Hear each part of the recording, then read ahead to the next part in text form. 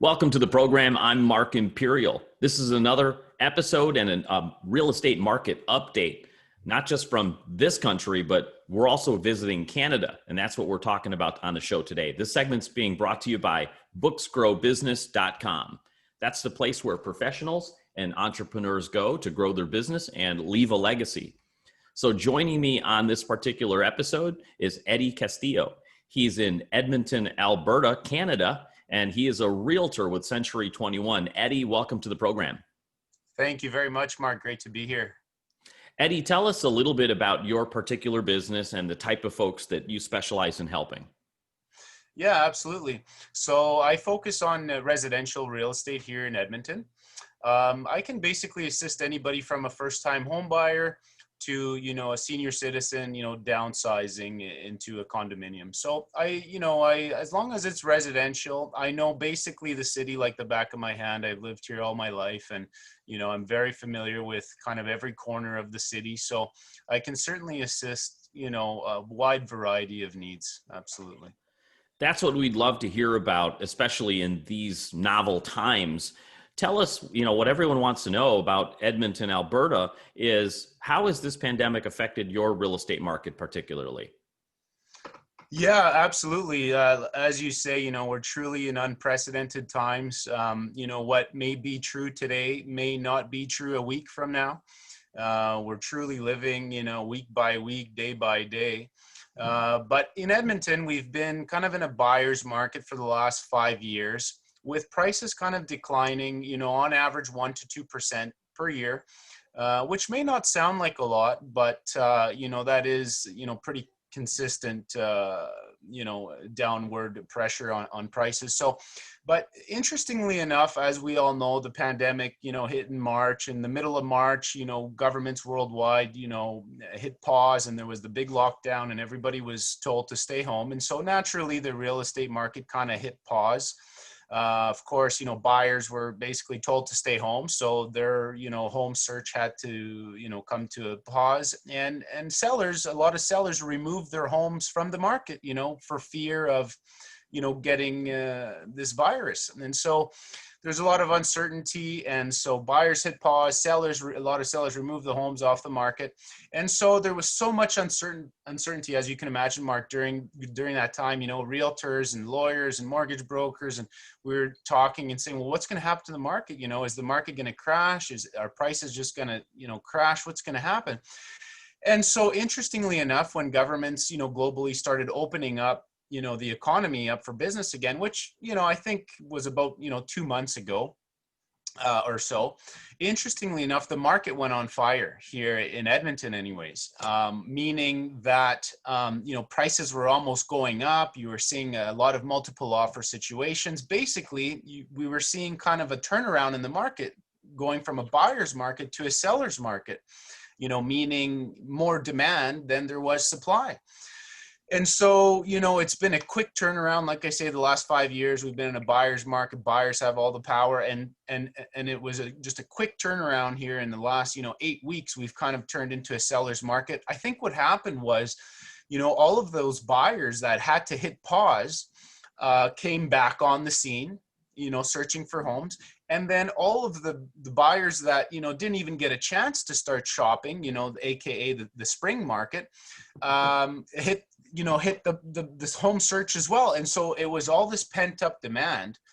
And so you saw this huge wave of buyers coming in, and the sellers were still not, putting their homes on the market quick enough to keep up with all the demand. And so interestingly enough, the last couple months, we've seen a red hot real estate market here in Edmonton with, prices rising in some cases. So it's been interesting. That's definitely fascinating. And in America, in a lot of places, people have experienced that sort of surprise as well. People missing that spring market and people unsure what's going to happen. And all of a sudden, you've got a really opportune moment with the interest rates and really driving a hot market, as you mentioned. So the priorities must have changed. Now that people are in the market, what piece of advice, and is it the same advice you would have given in any hot market? What piece of advice would you give to buyers or sellers that's more important to focus on today as they consider real estate versus any other time? What's that piece of advice you'd give out? I think, people are very smart. The market is very intelligent. And like you say, I mean, I think it's maybe a little bit less advice, but I think it's just the general public kind of a shift in mindset. I think people were more kind of focused on, okay, where am I living? Do I have enough space? Naturally, with the pandemic, there was a lot of homeschooling happening, a lot of people working from home. So I think, people needed more space.